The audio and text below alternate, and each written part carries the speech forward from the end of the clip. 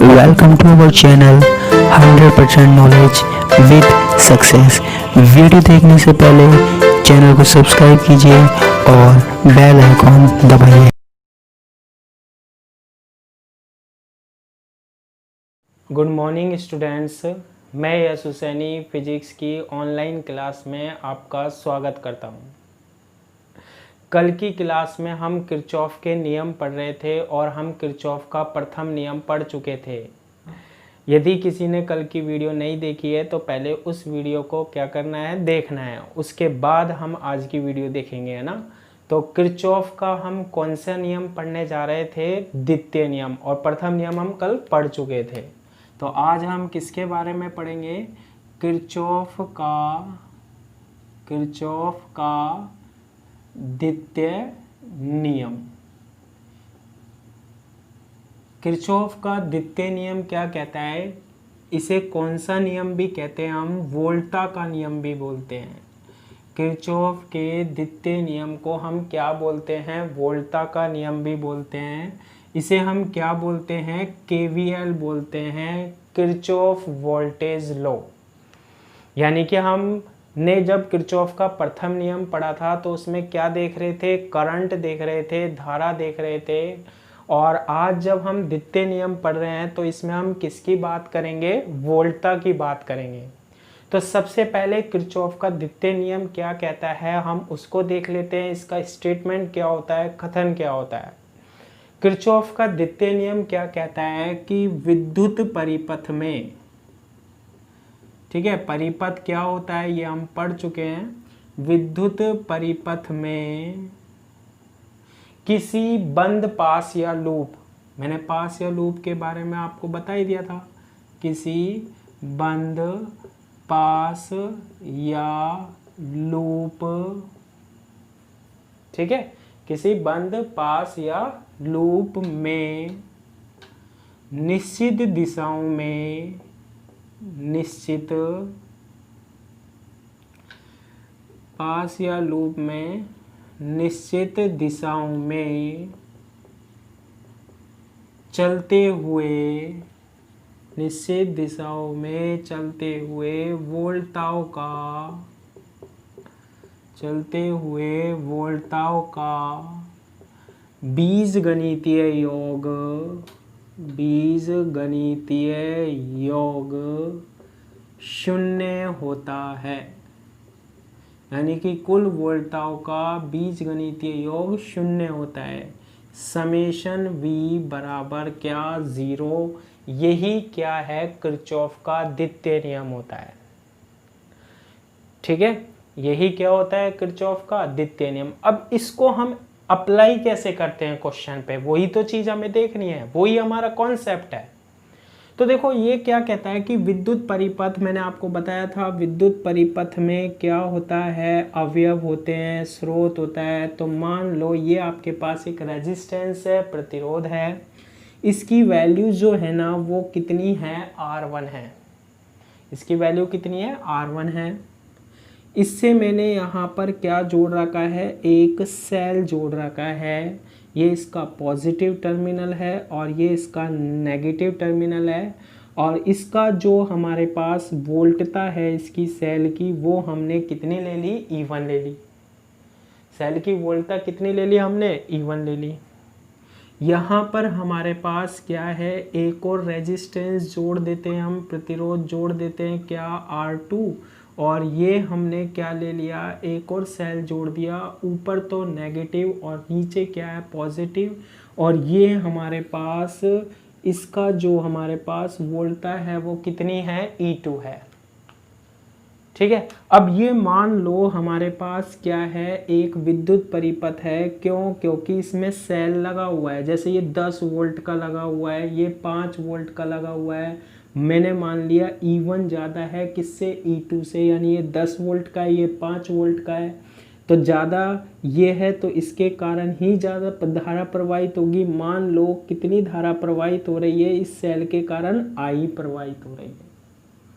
ये क्या है हमारे पास? विद्युत परिपथ है।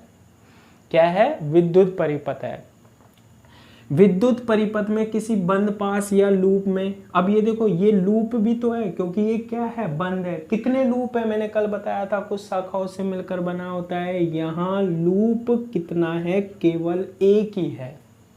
कितने लूप है इसमें, केवल एक ही लूप है। अब इसमें हम केवीएल लगाएंगे, निश्चित दिशा में चलेंगे। निश्चित दिशा देखो दो दिशा होती है, या तो आप घड़ी की दिशा में चलो, या तो क्लॉकवाइज डायरेक्शन में चलो, या तो ऐसे चलो घूमो, या फिर आप कैसे घूमोगे, विपरीत दिशा में घूमोगे, ऐसे घूमो हमारे पास। या तो आप ऐसे चलोगे इस परिपथ में, या फिर आप ऐसे चलोगे, कैसे भी चल सकते हो, लेकिन कैसी दिशा में चलना है, एक बार जो दिशा पकड़ ली ना वही दिशा में चलना है। अब आपको क्या करना है, इस परिपथ में कुल वोल्टता निकालनी है आपको, और उसका मान किसके बराबर करना है, 0 के बराबर करना है। तो हम कह देते हैं इसमें हमने कौन सा नियम लगा दिया, वोल्टता का नियम लगा दिया, किरचॉफ का द्वितीय नियम लगा दिया। तो देखो किरचॉफ का जब आपको द्वितीय नियम लगाना है ना इस लूप में, लूप एक ही है, अभी क्वेश्चन करेंगे जब हम दो भी लूप लेंगे है ना, तो देखो इसमें 4 पॉइंट है। एक पॉइंट ये है, एक पॉइंट ये है, एक पॉइंट ये है, और एक पॉइंट ये है। जब भी आप किरचॉफ का द्वितीय नियम लगाओगे तो आपको क्या करना है, कोई भी एक पॉइंट लेना है, कोई भी एक पॉइंट लेना है। मान लो मैंने ये पॉइंट ले लिया, अब आप करना क्या, आपको इस पॉइंट से चलना है, पूरे लूप में घूमकर आना है और वापस यही आना है। ठीक है, चाहे तो आप इस दिशा में भी चल सकते हो, ऐसे घूम के वापस आते हो, चाहे यहां से घूमकर यहां आ जाओ, लेकिन आना कहां पर है, यहीं पर आ रहा है। एक निश्चित दिशा होनी चाहिए हमारे पास। अब इसमें हम केवीएल लगाएंगे कैसे, देखो कल मैंने आपको लास्ट में क्लास में बताया था 4 नियम लगाए थे, वही 4 नियम हमें इसमें लगाने हैं ना, वही चिन्ह परिपाटी लगानी है। देखो ये सेल है, इस सेल के कारण धारा ऐसे प्रवाहित हो रही है, ऐसे जा रही है क्योंकि इसका मान ज़्यादा है इसकी तुलना में, और ऐसे धारा इसमें क्या हो रही है, बह रही है। अब देखो यहाँ से चलना है, कल मैंने बताया था चलने की दिशा, यहाँ से चलना है। कल एक नियम था, यदि चलते हुए ऋण चिन्ह पहले आए तो हम विद्युत वाहक बल यानी वोल्टता भी बोलते हैं। वोल्टता कैसी लेंगे, हम ऋणात्मक लेंगे। अगर चलते हुए आप कैसे चल रहे हो, इस दिशा में चल रहे हो, ऐसे जाके मैं ऐसे घूम के यहाँ आऊंगा, ऐसे भी आ सकते हो आप, यहाँ से चले। अब देखो पहले ऋण चिन्ह आ रहा है, पहले आ रहा है नहीं आ रहा, अगर पहले ऋण चिन्ह आएगा तो इसका वोल्टता कितनी है, E1 है, तो आप क्या लिखोगे, -E1 लिखोगे। आ गई बात समझ में। फिर इसके बाद आप यहाँ आए, यहाँ पर कुछ नहीं है। अब देखो यहाँ आए, यहाँ क्या लग रहा है, प्रतिरोध लग रहा है, और इसमें क्या फ्लो हो रहा है, करंट जा रहा है। अब मैंने आपको बताया था कि टोटल तो करना है हमें, वोल्टता निकालनी है। प्रतिरोध के सापेक्ष जो वोल्टता होती है वो कितनी होती है, ओम का नियम लगाते हैं। धारा कितनी फ्लो हो रही है, इसमें बह रही है, करंट कितना बह रहा है, I, इसका मान क्या होता है, R1। ओम का नियम बताया था मैंने, V बराबर क्या, IR। तो क्या होगा बताओ, देखो अब हम चल कौन सी दिशा में रहे हैं, देखो मैंने चलने की दिशा ये बताई, करंट भी कैसा फ्लो हो रहा है, धारा, चलने की दिशा ये है, धारा भी ये है, तो हम कैसा लेंगे, धनात्मक लेंगे। कल चिन्ह परिपाटी पढ़े थे लास्ट में। तो इसके सापेक्ष वोल्टता कितनी है हमारे पास, I इंटू क्या, R1, जो कि कैसी आएगी, पॉजिटिव आएगी। आ गई बात। फिर इसके बाद आगे चलते जा रहे हैं। अब देखो हम ऐसे चल रहे हैं ना, आगे ऐसे बढ़ रहे हैं, हम ऐसे जाके वापस यहीं आना है, तो हम ऐसे जा रहे हैं और करंट भी ऐसे फ्लो हो रहा है। अब इसके सापेक्ष वोल्टता प्लस होगी या माइनस होगी, कल पढ़ चुके हैं। यदि करंट भी इसी डायरेक्शन में और हम ऐसे चलते हुए आगे बढ़ रहे हैं तो प्लस का चिन्ह आएगा, और इसके सापेक्ष वोल्टता क्या होगी, V बराबर IR से I इंटू क्या, R2। फिर इधर आए, अगर चलते हुए कौन सा चिन्ह आ जाए हमारे पास, ऋण चिन्ह आ जाए, चलते हुए पहले कौन सा चिन्ह आ जाए हमारे पास, ऋण चिन्ह आ जाए, तो हम यहाँ पर क्या लिखेंगे, ऋणी लिखेंगे, माइनस के क्या, E2, और फिर यहाँ से घूमते हुए हम वापस कहाँ आ गए, यहाँ पर आ गए। अब कुछ भी नहीं है तो बराबर क्या कर दिया हमने, 0 कर दिया बराबर। वैसे तो ये सेल की जो दिशा है ना, दोनों क्या है, एक ही है। करंट ऐसे ही फ्लो होगा, अगर इसकी दिशा उल्टी होती तो बात अलग होती। करंट अब तो कैसे फ्लो दिखा सकते हो आप, इस डायरेक्शन में। तो आपको करना क्या है, यहाँ से चलना है और वापस कहाँ आना है, यहीं आना है। पहले ऋण चिन्ह आए तो ऋण लेना है। अगर आपके पास करंट की दिशा यही है और चलने की दिशा ये है तो इसके सापेक्ष वोल्टता धनात्मक आएगी, दोनों के सापेक्ष। और यहाँ पर नेगेटिव, क्योंकि चलते हुए पहले कौन सा चिन्ह आ रहा है, ऐसे घूम के आ रहे हो ना आप, ऐसे घूम के आ रहे हो तो पहले माइनस आया तो ये फिर माइनस बराबर क्या, 0। तो ये कौन सा नियम लगा दिया हमने, किरचॉफ का द्वितीय नियम लगा दिया, ठीक है, जिसे हम क्या बोलते हैं, केवीएल। अब हम इसका क्या देख लेते हैं, एक न्यूमेरिकल देख लेते हैं जिसमें कम से कम हमारे पास कितने लूप हों, 2 लूप हों, ठीक है। और एग्जाम में भी कई बार ये पूछा जाता है। देखो किरचॉफ का द्वितीय नियम के द्वारा हम कैसे परिपथ में धारा का मान ज्ञात कर सकते हैं। देखो क्वेश्चन आता है, पूछा जाता है क्या, कि निम्न परिपथ में प्रत्येक भाग में धारा का मान, यानी करंट की वैल्यू हमें क्या करनी है, ज्ञात करनी है।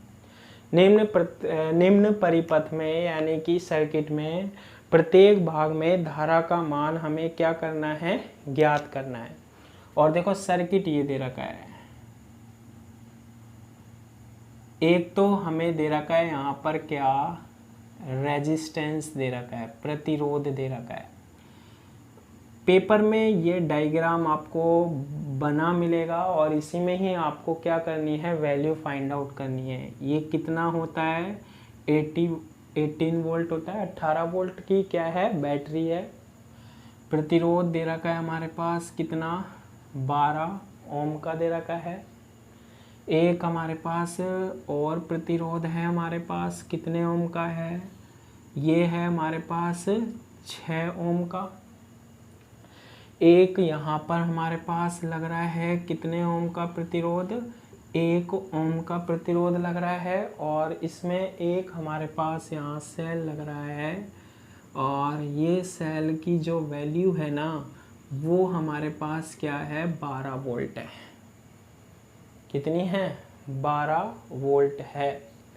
और इसमें एक प्रतिरोध यहाँ भी है, बुक का एग्जाम्पल है, आया हुआ क्वेश्चन है, ये 1 ओम है। और ये हमारे पास क्या दे रखा है, एक विद्युत परिपथ दे रखा है जिसमें हमें किसका मान ज्ञात करना है, प्रत्येक भाग में क्या करनी है, धारा ज्ञात करनी है, ठीक है। अब देखो इसमें भी हमारे पास पहले क्या दे रखा है कि ये जो सेल है ना, प्लस और माइनस, सेल में हमेशा एक पॉजिटिव टर्मिनल होता है, एक नेगेटिव। बड़ा वाला तो होता है पॉजिटिव और छोटा वाला क्या होता है, नेगेटिव टर्मिनल होता है। इस सेल से मान लो एक करंट फ्लो हो रही है, सेल क्या करता है, धारा प्रवाहित कराता है और वो करंट की वैल्यू कितनी है हमारे पास, I1 है। और ये I1 यहाँ पर गई और ये यहाँ बटेगी या नहीं बटेगी, मान लो यहाँ पर कितनी करंट जा रही है, I2 जा रही है। कितनी जा रही है यहाँ पे करंट, I2 जा रही है। ये I2 करंट इधर चली गई। तो अब देखो मान लो यहाँ से 5 एम्पियर की करंट आई, यहाँ से कितने की आई, 5 एम्पियर की आई, आगे 3 एम्पियर की चली गई। तो यहाँ पर कैसे निकालेंगे, 5 में से 3 गया तो 2 एम्पियर की, तो यानी कि 5 में से 3 घटाया, I1 में से I2 घटा देंगे, I1 माइनस क्या, I2। तो इतनी करंट यहाँ जाएगी। टोटल कितनी आ रही थी, 5, आगे कितनी गई, 3, तो यहाँ कितनी बची, 2। तो 5 में से 3 ही तो घटाया, यानी I1 में से क्या घटाया, I2, वो यहाँ आएगी। ये आपको एक क्या दे रखा है, परिपथ दे रखा है, सर्किट दे रखा है और आपसे कहा गया है कि इसमें आपको प्रत्येक भाग में धारा का मान ज्ञात करना है। यानी I1 की वैल्यू फाइंड आउट करनी है, I2 की वैल्यू और I1 माइनस I2 की वैल्यू फाइंड आउट करनी है। ये क्वेश्चन आया हुआ है और इसको हम कैसे सोल्व करते हैं।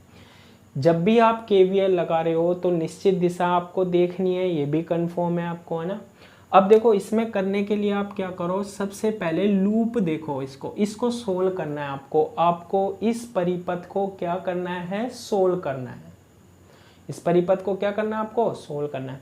इसके लिए इसमें देखो ये तो हो गया आपको लूप फर्स्ट और ये हो गया हमारे पास क्या, लूप सेकंड, हो गया दोनों लूप। अब देखो इसको हमें करना है किसकी सहायता से, KVL की सहायता से, किरचॉफ के द्वितीय नियम से हम इसमें धारा फाइंड आउट कर सकते हैं। पहले लूप 1 में KVL लगाओ, फिर लूप 2 में लगाएंगे। देखो लूप 1 में क्या करो, मैंने क्या बताया था, कोई भी एक बिंदु ले लो, ये भी ले सकते हो, ये भी ले सकते हो, ये भी ले सकते हो, ये भी ले सकते हो, कोई भी ले सकते हो ना।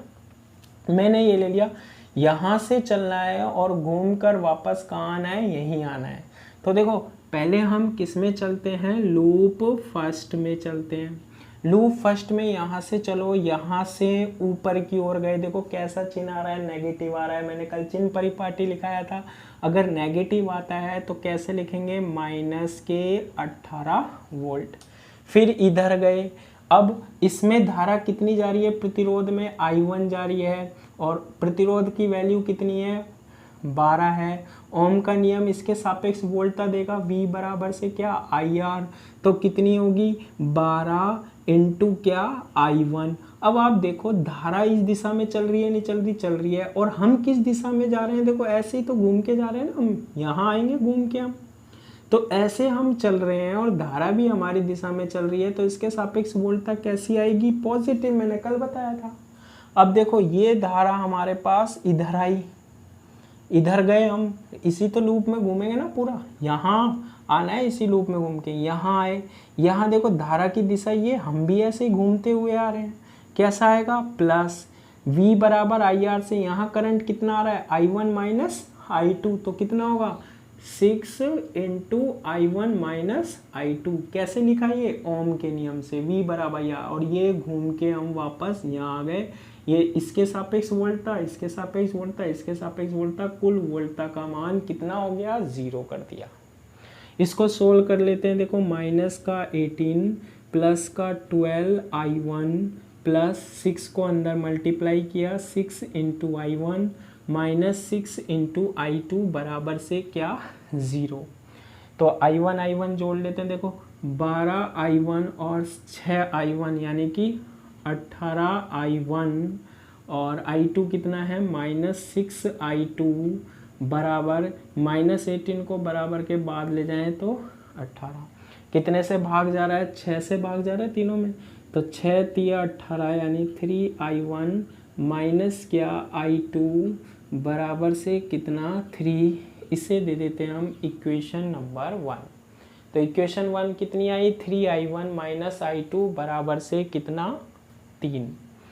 अब लूप फर्स्ट की बात हो गई, ऐसे ही हम किसकी बात करते हैं, लूप सेकंड में।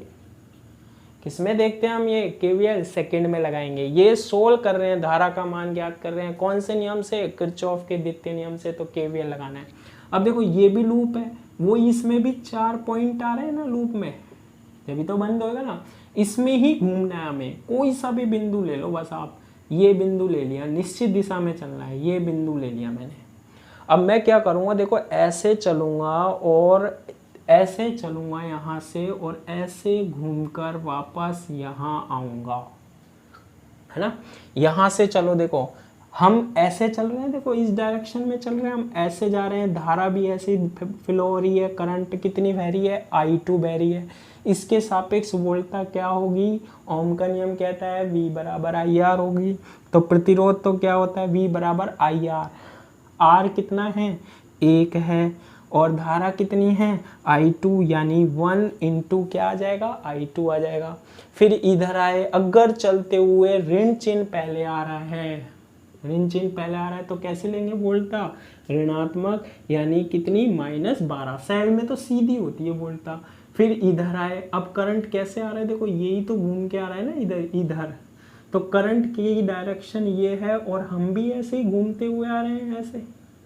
तो करंट और इसकी दोनों की डायरेक्शन अगर सेम होती है, I2 ही तो करंट आ रहा है, देखो ये I2, अगर दोनों सेम होती है तो इसके सापेक्ष वोल्टता प्लस आएगी, यानी प्लस क्या होगा 1 इंटू I2, 1 इंटू I2, यानी कि R को I से गुना कर लो। फिर अभी यहाँ से चले थे तो ऐसे घूम के यहाँ आए, अब ऊपर जाएंगे तो इसके सापेक्ष वोल्टता देखो 6 और यहाँ धारा I1 माइनस I2। लेकिन आप देखो यहाँ करंट आ रहा है ऊपर से कहाँ, नीचे, और हम कैसे जा रहे हैं, देखो घूम के नीचे से कहाँ जा रहे हैं, ऊपर जा रहे हैं ऐसे। अब ऐसे चल रहे हैं हम, चल रहे हैं या नहीं चल रहे। तो देखो धारा की दिशा ये है और हम ऊपर जा रहे हैं, विपरीत जा रहे हैं नहीं जा रहे, धारा की दिशा में जा रहे हैं। तो कल मैंने बताया था कैसे लेंगे, माइनस का 6 और धारा कितनी है I1 माइनस I2 बराबर से क्या 0। अब इसे हम क्या कर लेते हैं, सोल्व कर लेते हैं। देखो ये तो कितना हो गया, एक तो क्या हो गया I2 1 I2 यानी I2 माइनस 12 प्लस ये I2 है ना, माइनस 6 को I1 से गुना किया 6I1 और माइनस 6 यहाँ मल्टीप्लाई करेंगे plus 6I2 is equal to 0। अब इन्हें हम ऐड कर लेते हैं। I1 तो केवल यही है, कितना माइनस 6I1, I2 कितना है देखो 1 I2, ये दूसरा हो गया और ये 6 हो गया। तो टोटल कितना हो गया हमारे पास, ये 8 I2 प्लस का कितना 8 I2 और कितना बच रहा है हमारे पास माइनस 12। इसको बराबर के बाद ले जाएंगे तो ये हमारे पास ये हो जाएगा। ठीक है, किससे भाग दे सकते हैं हम, 2 से भाग दे सकते हैं। किससे भाग दे देंगे हम, 2 से भाग दे देंगे। तो क्या होगा 2 तिया 6 यानी माइनस के 3I1, इसमें भाग देंगे 2 से प्लस के 4I2 और इज इक्वल टू कितना आ जाएगा हमारे पास 6, इक्वेशन नंबर 2 आ जाएगी। Minus 3I1 plus 4I2 is equal to 6, equation number 2। अब ये जो है हमारे पास वो कौन सी इक्वेशन बन रही है, मैथ की इक्वेशन बन रही है। मैथ में हम सोल्व करते हैं ना, 2 समीकरण दी हुई है, समीकरण 1 और समीकरण 2, इससे हमें किसकी वैल्यू फाइंड आउट करनी है, I1 और I2 की। तो हम इस परिपथ में I1 की वैल्यू फाइंड आउट कर लेंगे और I2 की, और I1 माइनस I2 यानी प्रत्येक भाग में हम क्या निकाल सकते हैं, धारा कितनी बह रही है, करंट कितनी फ्लो हो रही है। तो देखो सोल्व कैसे करते हैं हम, वही पुराना तरीका है, कैसे भी आप सोल्व कर सकते हो, है ना। समीकरण किससे, 1 से, समीकरण 1 से किसका मान निकाल लो आप, I2 का मान निकाल लो या I1 का मान निकाल लो, किसी का भी निकाल सकते हो। चलो I2 का मान निकालो, कितना आएगा, I2 को बराबर से पहले ले जाओ, 3 को इधर ले जाओ, I2 बराबर से कितना आएगा, I2 बराबर से कितना आएगा, इधर ले गए 3I1 माइनस कितना 3, I2 की वैल्यू 3I1 एरिया, 3 को बराबर से पहले लेकर आए माइनस का, और ये किस में रख दो आप, इक्वेशन 2 में रख दो। समीकरण किस में रखने पर, 2 में रखने पर। ठीक है, तो इक्वेशन 2 में हम ये वाला मान रखेंगे तो कितना होगा देखो, माइनस 3I1 प्लस 4I2 की वैल्यू कितनी, 3I1 minus 3 is equal to 6। वैसे तो सोल्व करने आता है, फिर भी मैंने सोल्व कर दिया। 3I1 प्लस 4 को 3 से मल्टीप्लाई किया तो 12I1 माइनस 4 से 3 होगा, माइनस 12 इज इक्वल टू 6। ठीक है, तो ये 12 जब यहाँ से जाएगा बराबर के बाद तो प्लस का कितना हो जाएगा 18, और 12 में से 3 गया, 12 में से अगर 3 लेस हो जाता है तो कितना बचेगा, प्लस का 9I1।